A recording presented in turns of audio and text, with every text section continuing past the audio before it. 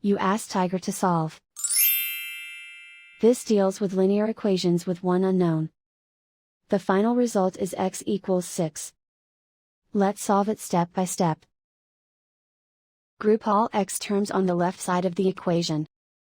Add 6x to both sides. Group like terms.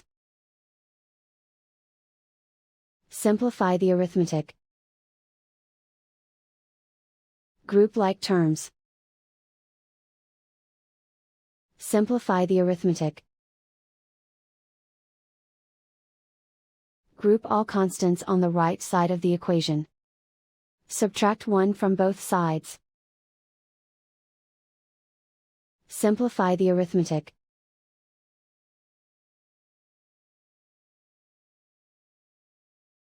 And so the final result is x equals 6.